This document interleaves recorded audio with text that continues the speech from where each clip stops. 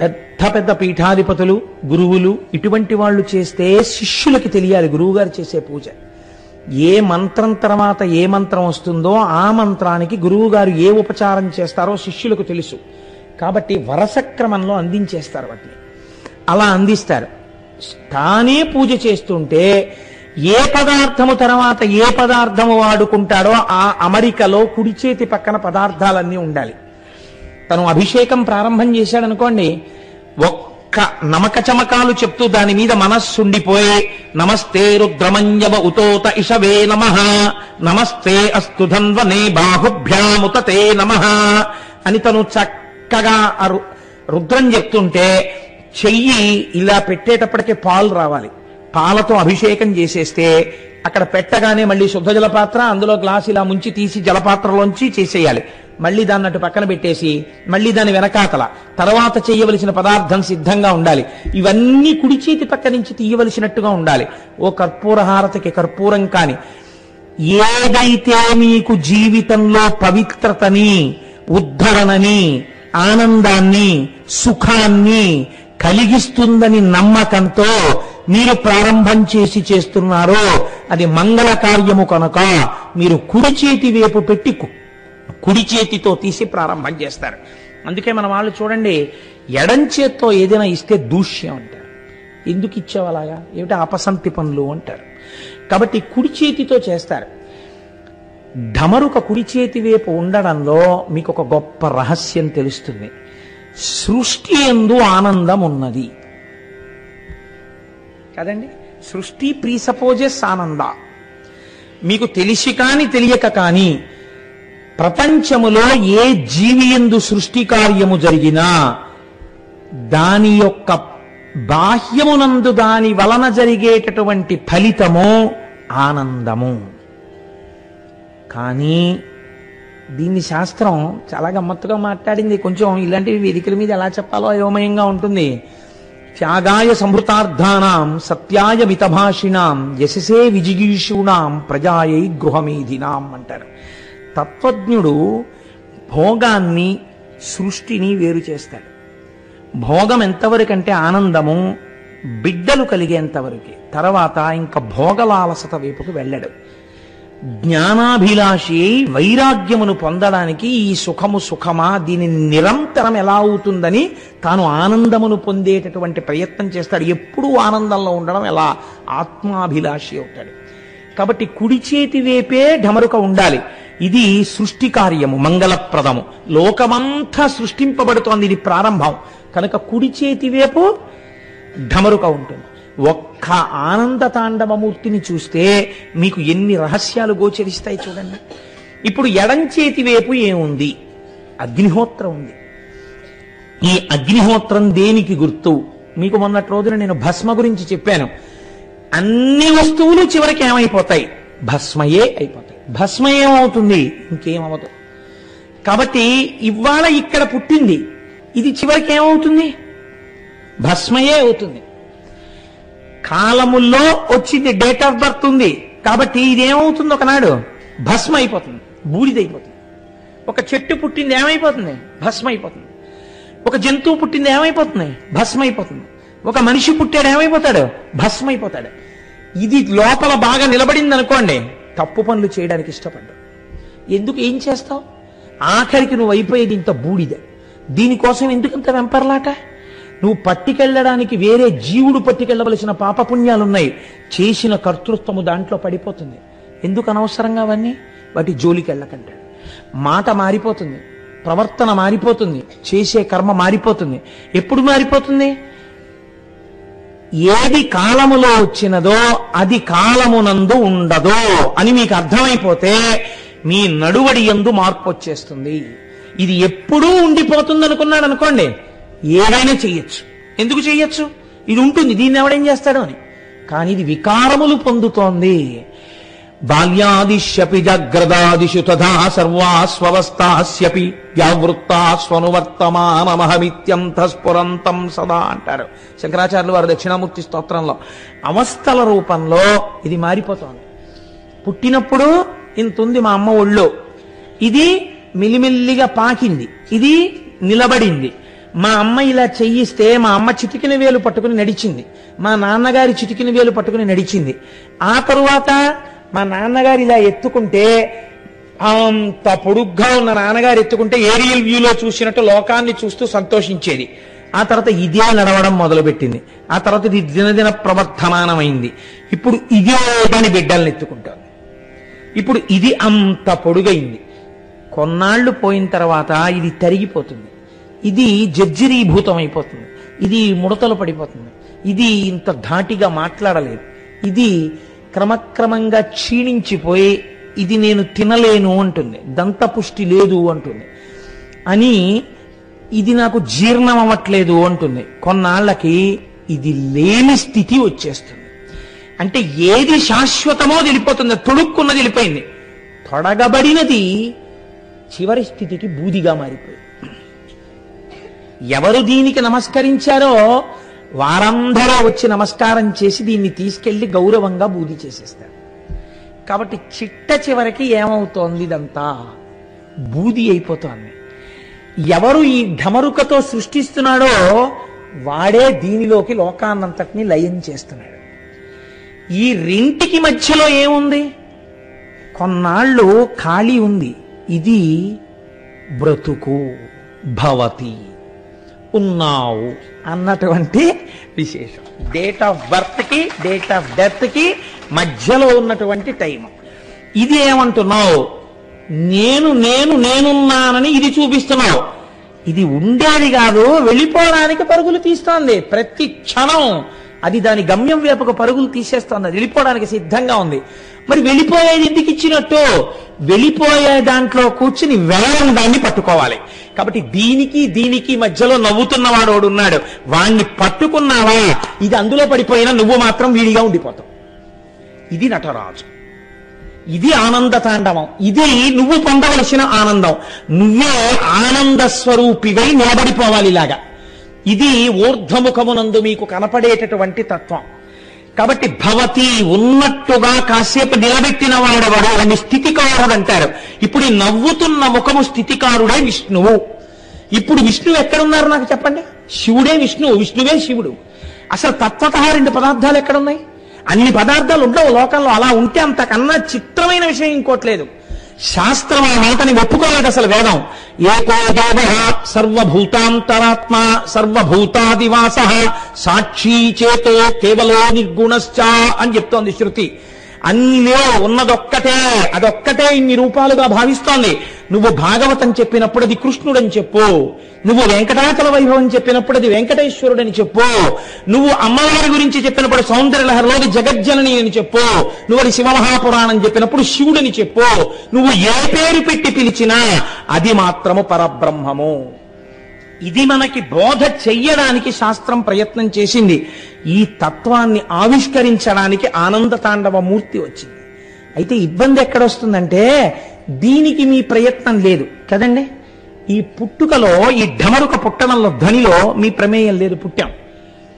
అగ్నిలో పడ్డంలో మీ ప్రమేయం లేదు. ఒక రోజున ఊపిరి ఆగిపోతుంది, పడిపోతుంది, శరీరం బూది అయిపోతుంది. మీ ప్రయత్నం దేనికి కావాలి? ఈ మధ్యలో దాన్ని తెలుసుకుని ఇందులోకి వెళ్ళిపోవడానికి కావాలి. మధ్యలో ఉన్నవాడు మీరైపోవాలి, మీరు ఆనంద స్వరూపం అయిపోవాలి. ఆనందమే ఆత్మ. ఈ ఆత్మ మీరు కావాలి, మీరు ఆత్మని తెలుసుకోవాలి. మీరు ఆత్మయే అయి ఉన్నారు, కానీ మీరు భయపడుతున్నారు నేను కాదని. ఇప్పుడు ఆ ఎరుక రావాలి. ఈ ఎరుక ఎలా వస్తుంది? చెప్పేవాడు వాడు ఉండాలి. వాడు మళ్ళీ వీడు పొందబడేవాడు, వాడు చెప్పేవాడు ఉంటే రెండు అవుతాయి. వాడే చెప్పాలి. వాడు ఎలా చెప్పాలి? వాడు పైన ఏది ఊర్ధ్వముఖంగా పెరిగి పొందాలో దాన్ని అధోముఖంగా వాడు చెప్పాడు, కింద చెప్పాడు. ఎంత చిత్రం చూడండి. ఎందుకని అలా చెప్పాలి అంటే సృష్టి 4 రకాలుగా జరుగుతుంది, 4 స్వరూపాలుగా. ఒకటి జరాయుజములు. జరాయుజములు అంటే మావితో పుడతాయి. 2 అండజములు, గుడ్డులోంచి పుడతాయి. 3 స్వేదజములు, చెమటలోంచి పుడతాయి, పేలు. 4వది ఉద్భుజములు, భూమిలోంచి చీల్చుకుని వస్తాయి, చెట్లు మొదలైనవి. ఇందులో చెట్లు పక్కన పెట్టండి, ఎందుకంటే కదలిక లేదు. ఒక్క మనుష్య ప్రాణి ఒక్కటే భూమికి అడ్డంగా పుట్టి నిలువుగా పెరుగుతుంది.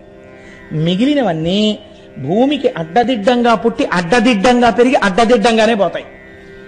అడ్డంగా పుట్టి నిలువుగా పెరగవలసిన ప్రాణి, ప్రయత్నపూర్వకంగా వంగి నమస్కరించవలసిన ప్రాణి మనుష్య దేహం ఒక్కటే. కాబట్టి ఇప్పుడు ఊర్ధ్వముఖ చలనం అంటే, ఊర్ధ్వముఖంగా పెరగడం అంటే ఇవి నీవు తెలుసుకుని పొందాలి. ఈ ఆనందాన్ని పొందడానికి ఏం చెయ్యాలి? ఇది చెప్పడం కింది భాగం. ఇప్పుడు నటరాజస్వామిని చూడండి మీరు. కుడి కాలు కింద ఎవరున్నారు అంటే, ఆ కుడి కాలు కింద ఉండేటటువంటి వాడు ఒక రాక్షసుడు. మీరు చూడండి, చక్క బొద్దు పిల్లాళ్ళ ఉంటాడు ఆయన. ఉండి ఈయన కాలు కింద పడుకుని ఇలా తలెత్తి నవ్వుతూ ఉంటాడు. ఆయన శివుడు కాలు కింద పడిపోయిన ఏడవడం. చిత్రం ఏమిటో తెలుసా అండి? మాయా అన్నదాన్ని నిర్మూలనము చేయలేరు మీరు. మాయని మీరు గెలవగలరు అంతే. మాయని గెలిస్తే మీకు శివుడు తెలుస్తాడు. ఇప్పుడు ఈ మాయని గెలవడమే రాక్షసుణ్ణి తొక్కి పట్టడం. కుడికాలు కింద కుడికాలుతో తొక్కి పడతారు. ఎడమ కాలు బ్రాహ్మీ స్థితిని చూపిస్తుంది. శాస్త్రంలో చిత్రం ఏమిటో తెలుసా అండి? చేతుల దగ్గర కాళ్ళ దగ్గర వచ్చేటప్పటికి ఒక స్థితి మారుతుంది. ఆధ్యాత్మికంలో గృహప్రవేశం, ప్రయాణం, కుడికాలు పెట్టడం పక్కన పెట్టండి. గంధపెండేరం వేయాలనుకోండి ఒక ఆయనకి.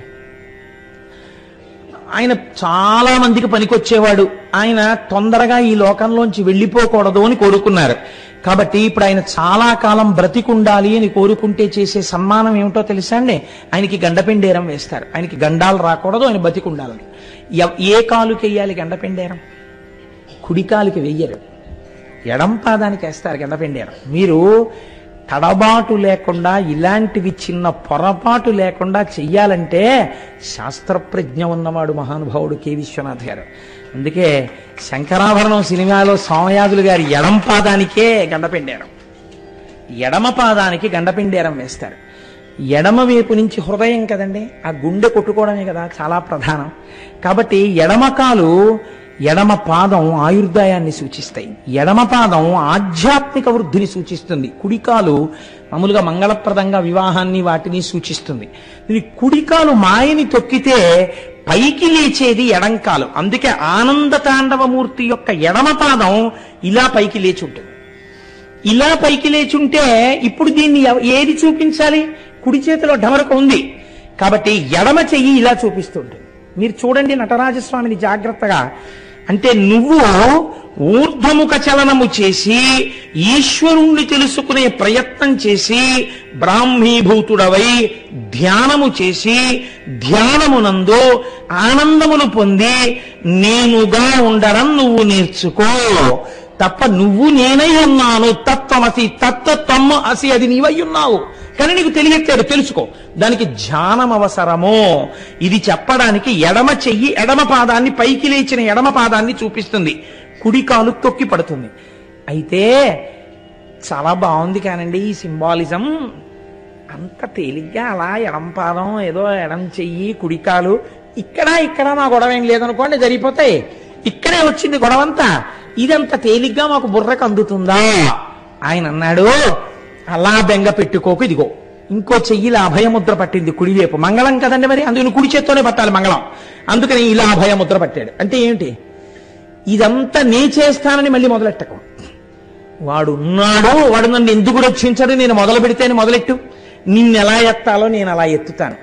ఇప్పుడు అందుకని అలాంటి ప్రతిజ్ఞ చేశాడు కాబట్టి ఆయనకి పేరేమొచ్చిందో తెలుసా అండి? ఆయనకి హరా అని పిలిచారు. అలాంటి స్థితిలో ఉంటాడు కాబట్టి. హరా అని ఎందుకు పిలవాలి అంటే, హరా అంటే హరించువాడు. దేన్ని హరించేస్తాడు? చాలా మంది తెలిసి తెలియని మాటలు, అర్థం పర్థం లేని మాటలు చెప్తుంటారు. హరా అంటే మిమ్మల్ని హరించేస్తాడు, అందుకని శివుడి జోలికి వెళ్ళకూడదు. అదే పనే అండి. అలా అయితే అసలు ఇన్ని శివాలయాలు ఎందుకు కడతారండి నాకు తెలియక అడుగుతాను. అంత గొప్పవాడే కృష్ణదేవరాయల వారు శ్రీశైలానికి గోపురం ఎందుకు కడతారు? అసలు ఇన్ని శివాలయాలు ఉంచమని ఎందుకు చెప్తారు ఋషులు? ఎందుకు శివమహాపురాణం వచ్చింది? ఎందుకు రుద్రాధ్యాయం వచ్చింది వేదంలో?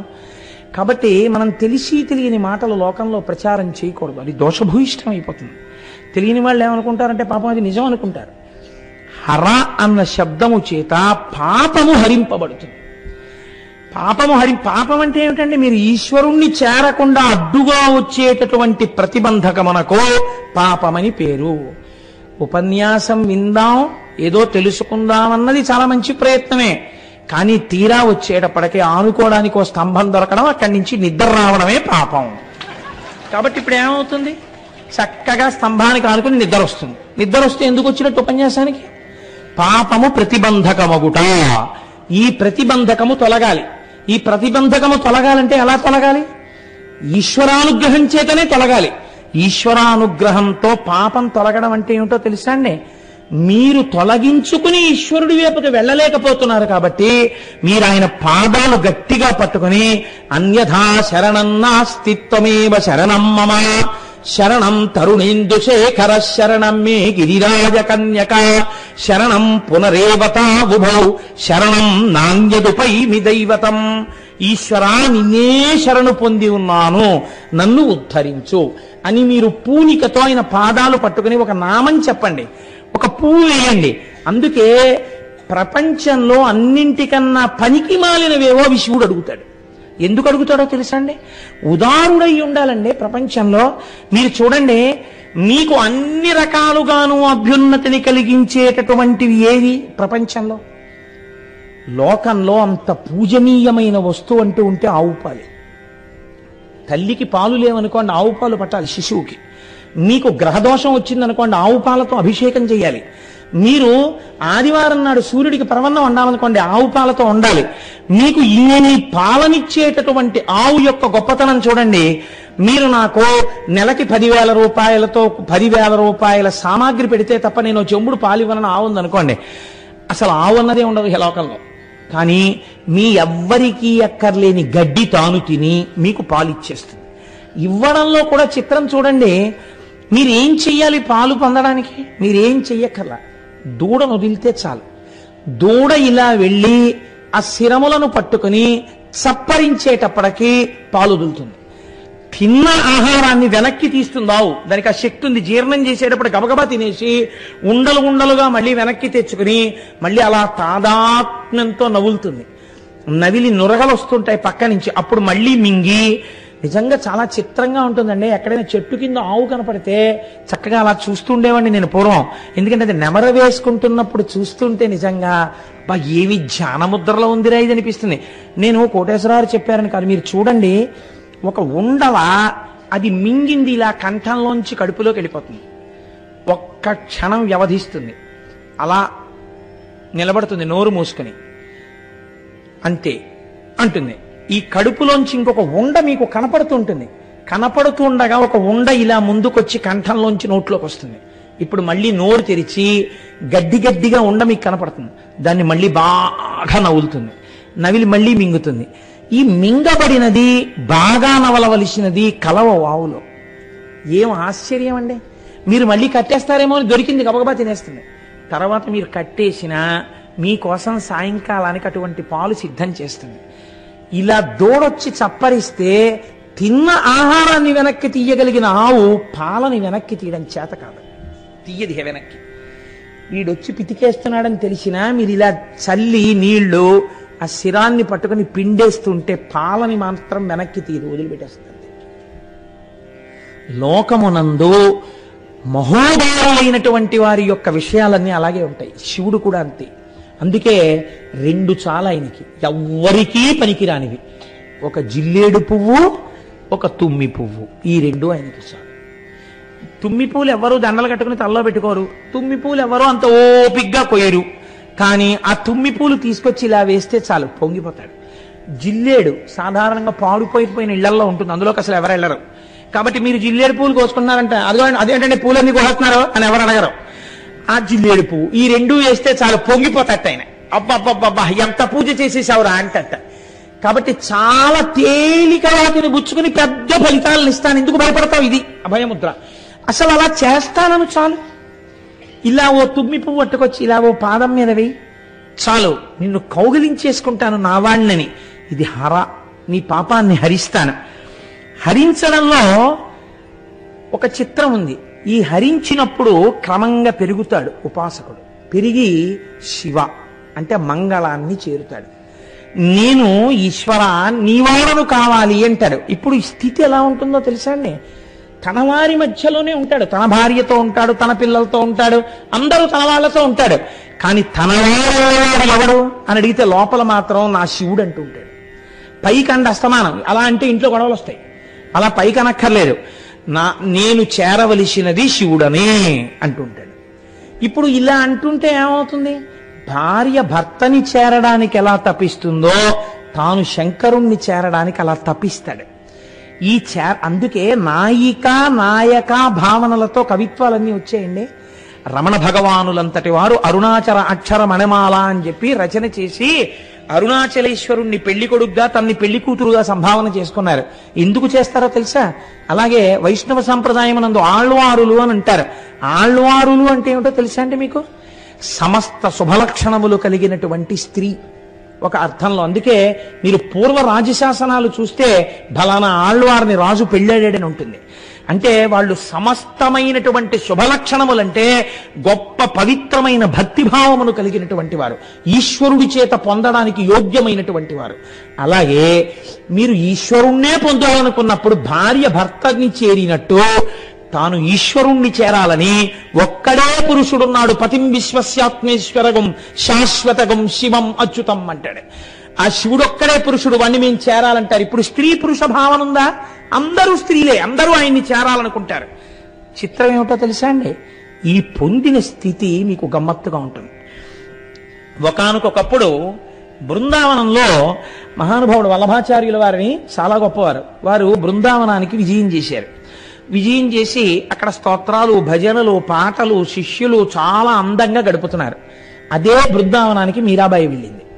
వెళ్ళి ఆవిడ కూడా మహాభక్తి తత్పరురాలు. మీరాబాయి కబురు చేసింది వల్లభాచార్యుల వారికి, అయ్యా ఒక్కసారి మీ దర్శనం చెయ్యాలనుకుంటున్నాను అంటే ఆయన అన్నారు, మేము స్త్రీలను చూడం కాబట్టి మీకు దర్శనం ఇవ్వడం కుదరదు అని కబురు చేశారు. అంటే మీరాబాయి అంది, ఇప్పటి వరకు నేను లోకంలో ఒక్కడే పురుషుడు అనుకున్నాను, రెండో పురుషుడు బృందావనానికి వచ్చాడా అని కబురు చేసింది. కబురు చేస్తే వల్లభాచార్యుల వారు తెల్లబోయారు. ఏమిటి మాట అని అడిగారు. సమస్త జగత్తు పొందవలసినది కృష్ణుడిని ఒక్కడే, అందుకని నాకు తెలిసి కృష్ణుడు ఒక్కడే పురుషుడు, అందరూ ఆయన్ని చేరుతారు. కృష్ అంటే నిరతశయ ఆనందం. అందుకే మీకు ఇందాక చెప్పా, కృష్ణుడన్నా శివుడన్నా అన్ని ఒక్కటే అని. ఇప్పుడు కొత్తగా వల్లభాచార్యులు వారు ఒక ఆయన వచ్చి, నేను పురుషుణ్ణి కాబట్టి స్త్రీని చూడండి అంటున్నారు, ఈయనకు ఇంకో పురుషుడు కూడా ఉన్నాడా బృందావనంలో అని అడిగాను అన్నారు.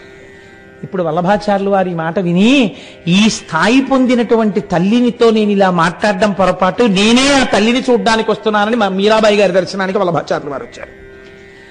ఈ స్థితిని పొందడం హర నుంచి శివని చేరడం, ఈ శివ దగ్గర నుంచి ఆనందతాండవమూర్తిలోకి లయమైపోవడం, తాను ఆనందముగా మారిపోవడం.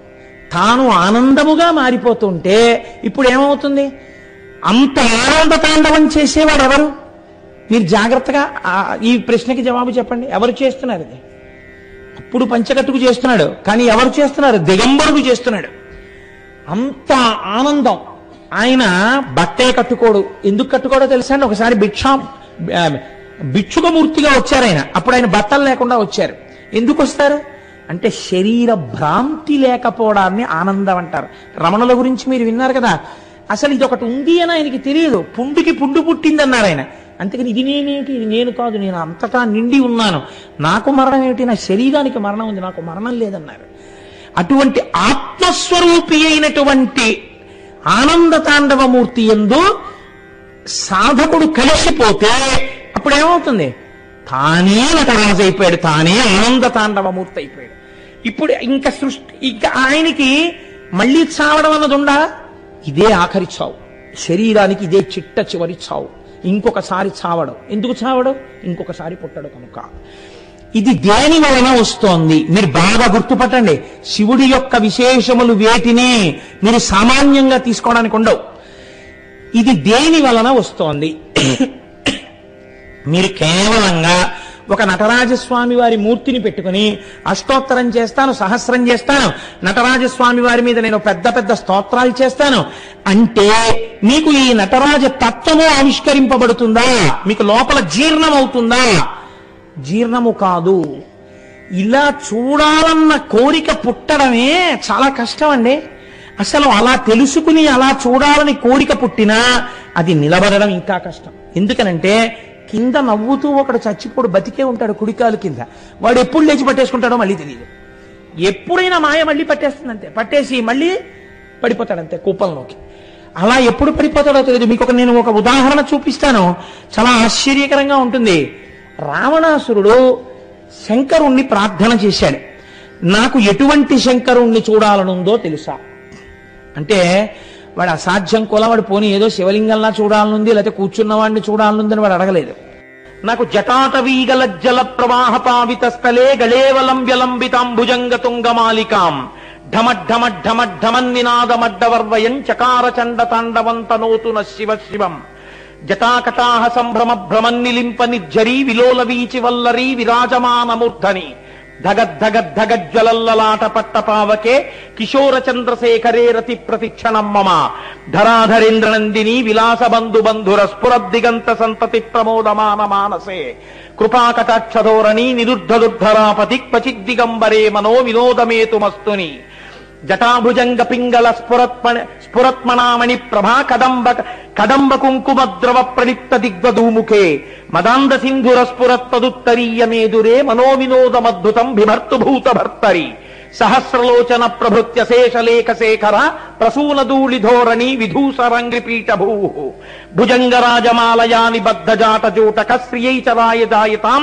చకోర బంధుశేఖర లలాట చత్తరజ్వలద్ధనంజయ స్ఫులింగ బాలిపీత పంచసాయకన్నమన్నిలింపనాయకం సుధామయూఖలేఖయా విరాజమాన శేఖరం మహాకపాలి సంపదే శిరోజతాలమస్తున కరాల పాల పట్టిక ధగద్ధగద్ధగద్ధగజ్జలల్లలాట పట్టపావక ధనంజయాధరీకృత ప్రచండ పంచసాయకే ధరాధరేంద్ర నందినీ కుచగ్ర చిత్రపత్రక ప్రకల్పనైక శిల్పిని త్రిలోచనేమతిర్మమ నవీన మేఘమండలీ నిరుద్ధదుర్ధరాపది కుహూనిశీదినీతమ ప్రబద్ధబద్ధ కందర నిలింప నిర్జరీధర స్తనోతు కృత్తి సింధుర కళానిధాన బంధుర శ్రీయం జగద్దురంధర అంటూ అగర్వ సర్వమంగళా కళాకదంబ మంజరీరస ప్రవాహ మాధురీ విజృంభణా మధువ్రతం స్మరాంతకం పురాంతకం మఖాంతకం గజాంధకాంతకాంతకం తమంతకాంతకం భజే పృషద్విచిత్రతల్పయోర్భుజంగముక్తికస్రజో గరిష్టరత్నలోష్టయో సుహృద్ది పక్షపక్షయో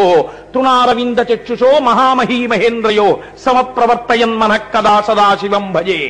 అటువంటి వాణ్ణి కదానిలింప నిర్జరీని కుంజకోటరేవ సన్విముక్త దుర్మతి సదాశిరస్తి మంజలింవాన్ విముక్తలోలలోచనల్లలాటపాల లగ్నక శివేతి మంత్రముచ్చర సదాసుఖీ భవామ్యాం ఇమం హి ఏవ నిత్యమేవ ముక్తముత్తమం స్తవం పఠన్ స్మరన్ భ్రువన్నరో విశుద్ధిమేతి సంతతం హరే గురౌ సుభక్తియాసు యాతి నాన్యథం గతిం విమోహనం విదేహినం సుశంకరస్య చింతనం అన్నాడు. ఇంత చెప్పి జటాకటాహ సంభ్రమ భ్రమన్నిలింప నిర్జరి ఆనంద తాండవం చేస్తున్నప్పుడు ఆ జటాజూటంలో ఉన్నటువంటి గంగ బింది తిరుగుతున్నప్పుడు నీళ్లు ఎలా తిరుగుతాయో అలా తిరుగుతూ పైకి చిప్పిల్లుతున్నవాణ్ణి, జటలు అటు ఇటు ఊగిపోతున్నవాణ్ణి, ఆయన శరీరమును ఆశ్రయించి నిలబడలేక జారిపోతూ శరీరాన్ని గట్టిగా కరిచి పట్టుకున్న పావులున్నవాణ్ణి, ఆనంద తాండవం చేస్తున్నప్పుడు వేదికంతా భస్మతో నిండిపోయేటట్టుగా జలజలా రాలిపోతున్నటువంటి వాణ్ణి, పక్కన అమ్మవారు కూడా చూస్తూ నిలబడలేక సంతోషంతో లేచి తల్లి కూడా నాట్యం చేస్తుంటే జగత పితరం వందే అని ఇద్దరూ కలిసి చేస్తున్నటువంటి తాండవమున్న మూర్తిని, ఏనాడు నేను గంగా తీరంలో స్నానం చేసి సైకతంలో కూర్చుని రెండు చేతులు శిరస్సు మీద పెట్టి కదానిలింప నిర్జరీని కుంజకోటరేవ సన్విముక్త దుర్మతి సదాశిరస్తమంజలింబాన్ నేను లోపల పంచాక్షరీ మహామంత్రం చేస్తూ అలా చూస్తుంటే నాకు వారణాసి శిఖర గోపురముల మీద నుంచి 3 నేత్రములు కలిగినటువంటి ఆ ఆనంద తాండవమూర్తి అయిన శంకరుడు నాకెన్నడూ దర్శనమిస్తాడో నేను ఉవ్విళ్ళూరుతున్నాను, నాకు శంకరుడు గురువయ్యిట్లు దర్శనమిచ్చుగాక అని స్తోత్రం చేశాడు. ఇంత స్తోత్రం చేసినటువంటి రావణాసురుడు అలా నిలబడగలిగాడా? మీరు ఆలోచించండి. మీరు విన్నారు కదా జ్యోతిర్లింగాన్ని, రానా వెంట లంకకన్నాడు. ఏమైపోయింది మరి ఈ స్తోత్రం అంటే? అంతలో కమ్మింది మాయ. అడగడం కాదు, అడిగినవాడు నిలబడడం కూడా చాలా కష్టం. ఆ నిలబడడానికి శివానుగ్రహము ఉండి తీరాలి. శివానుగ్రహము కలిగిందా ఆయనే నడిపిస్తాడు.